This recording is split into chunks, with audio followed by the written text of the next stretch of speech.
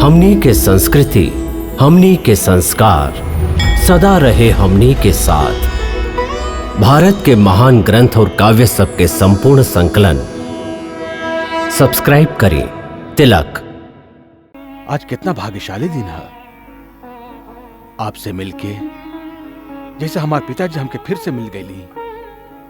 अब हम अपना आपके फिर से सनाथ और सुरक्षित अनुभव कर रहा हैं। वत्सराम, तू हमार स्वर्गवासी मित्र दशरथ के नाम लेके हमरा रोमांचित कर देला। रावण के हाथ से अब तो होके केहू न बचा सके। आर्या! लक्ष्मण! लक्ष्मण! लक्ष्मण! रावण, तू तो बड़ा वीर और पराक्रमी कहावेला। एगो असहाय स्त्री के ए तरह चोर लेखा उठा के ले जाके निंदित काम तो के शोभा नहीं के दे। सीता हमार पतोहू के समान बाड़ी, हम अपन प्राण दे के भी एकर रक्षा करब। आज तू हमार पंजा से मारल जइबे।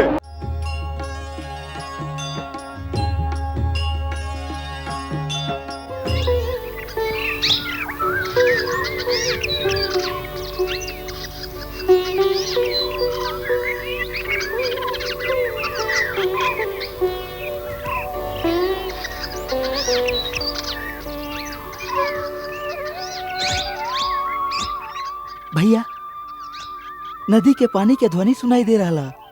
लगा था हमने गोदावरी के पास आ गए हैं। हाँ लक्ष्मण, यह पंचवटी हुई।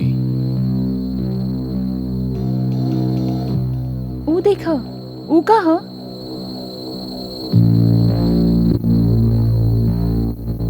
वो बहुत बड़का गिद्ध है, जैसे गिद्ध के राजा होके। इतना बड़ा गिद्ध आज तक ना देखले हैं ना सुनले हैं। हमरा तो लगा था कोनो मायावी राक्षस बा। भैया हमके आज्ञा दी, हम अपने के गुबान से एक राय हम लोग पहुंचा देते हैं। धीरे से काम ला लक्ष्मण। तो के चित्रकूट के भविष्यवाणी याद नहीं खे? जबले शत्रु या मित्र के पूरा पहचान ना हो जाए, तबले खाली आशंका से प्रेरित होके केहू पर वार ना करे के चाहिए, न तो बाद में पछताए के पड़ेला।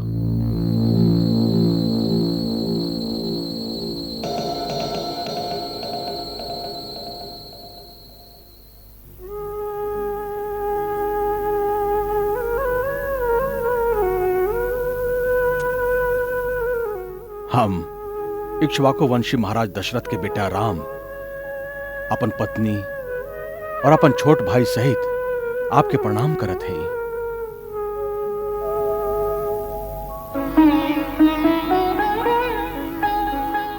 हे महापक्षी, हम आपके परिचय जाने की इच्छा से आपके सामने आए हैं। आप के हैं और कौना उत्तम कुल में आप जन्म ले हैं? यदि आप उचित समझी तो हमके बतावे की कृपा करी।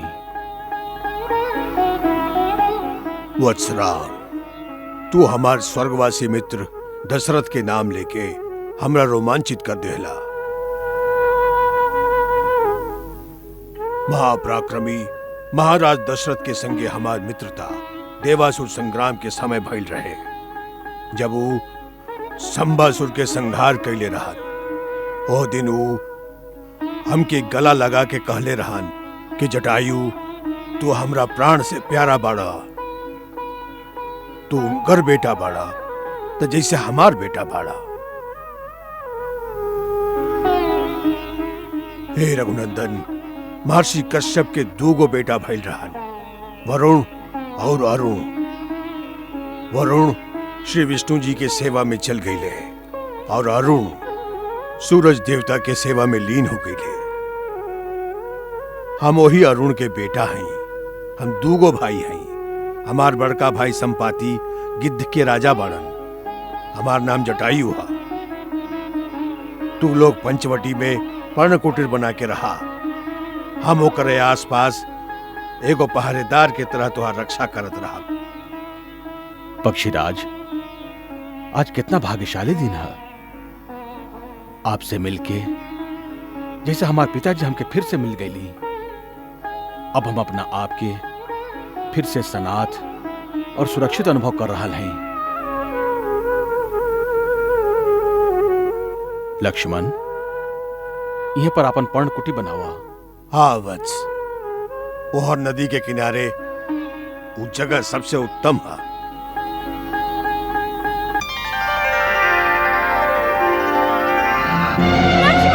रावण के हाथ से अब तोहके केहू न बचा सके। आर्य! लक्ष्मण! लक्ष्मण! आर्य!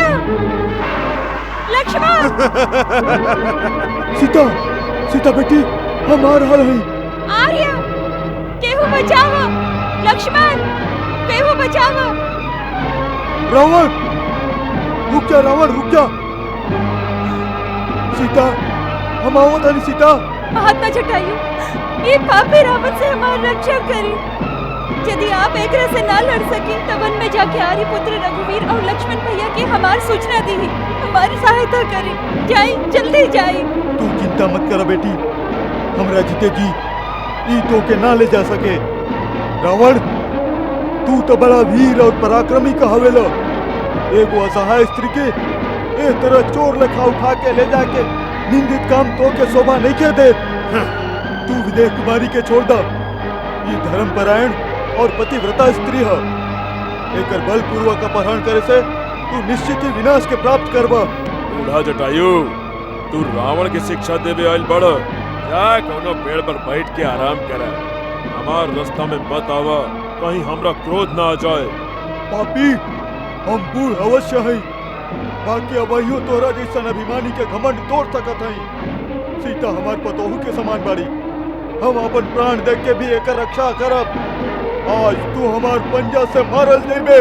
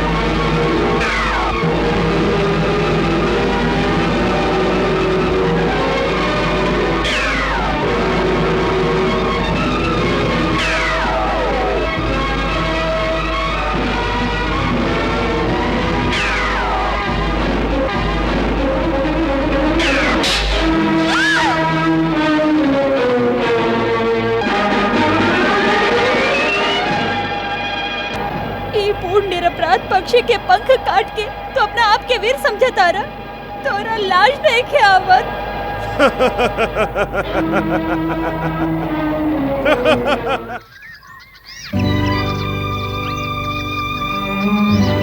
ई कहा लक्ष्मण? राम राम राम जटायु? राम राम राम राम राम राम राम राम। तात तात तात आपके दशा के केले सा?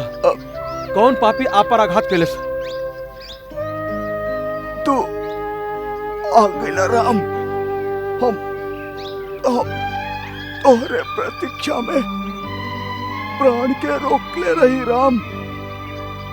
हम तोहके सीता के बतावे के चाहत रही राम। सीता? सीता के पता? कहाँ सीता? ओकरा ओकरा ले गइला। सीता के ले गए? आप सीता के देखले हैं?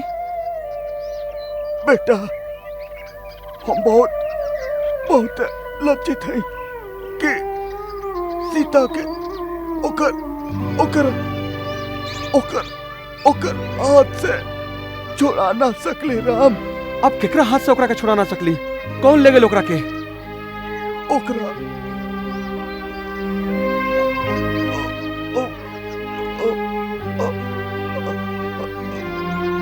ओकरा ओकरा बाप रावण अपन विमान में बैठा के आकाश मार्ग से ले गइला राम। आकाश मार्ग से?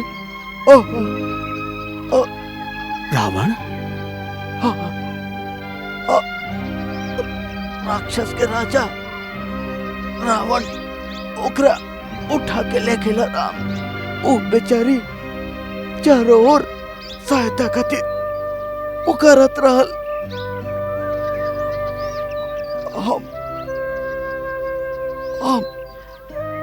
हम रावण के रोके के चाली ओकरा से युद्ध भी कैली, बाकी वो अपन चंद्रहास खड्ग से हमार पंख काट देलस और हम धरती पर गिर गई। राम तात वो कौना और ले गए? हाँ, दक्षिण दिशा के ओर। दक्षिण दिशा की ओर? ओकर कुछ पता बताई ना। हम ना जानिला ओ कहाँ गइला। सीता हमार पुत्री बहुत दुखी रहल। राम वत्स, जल्दी है ओकरा ए विपत्ति से मुक्त करा। अपन स्त्री के रक्षा कैल हर पति के पहला कर्तव्य होखेला राम। तात आप चिंता मत करी। जे और बे पापी गइल बा ओकरा हमरा हाथ से क्यों ना बचा सकी। धरती आकाश पाताल उजावा भी लुकाइल होई। हम ओकरा पता लगाकर उहे में ओकर चिता बना देब। राम अब ओकरा के हमरा बाण से स्वयं ब्रह्मा भी ना बचा सकिए। तोहर संकल्प सफल हो गए राम। अब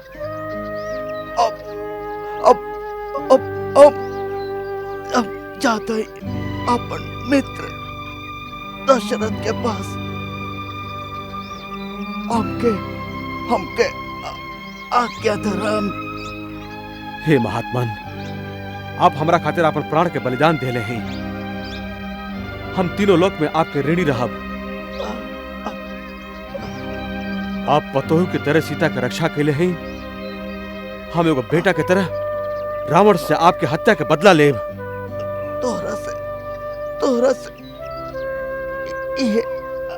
ये आशा बा राम। हमारा आपसे एगो प्रार्थना है, जब आप परलोक में जाके महाराज दशरथ से मिली तब पिताजी के सीता हरण के ई बात कबो ना सुनाइब। हम आपके वचन देते हैं, यदि हम उनकर बेटा राम हैं तो रावण अपना कुटुंब सहित जल्दी उनका चरण में पहुंच के ये कहानी स्वयं उनका के सुनाई। भगवान तोके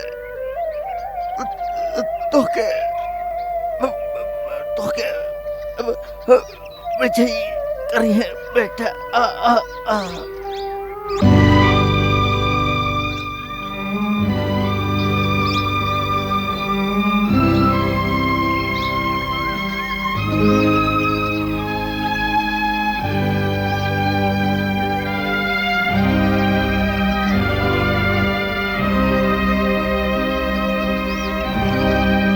लक्ष्मण, वीर जटायु की तरह शरणागत की रक्षा करे वाला धर्मपरायण शूरवीर पशु पक्षी के योनि में भी मिलेलन।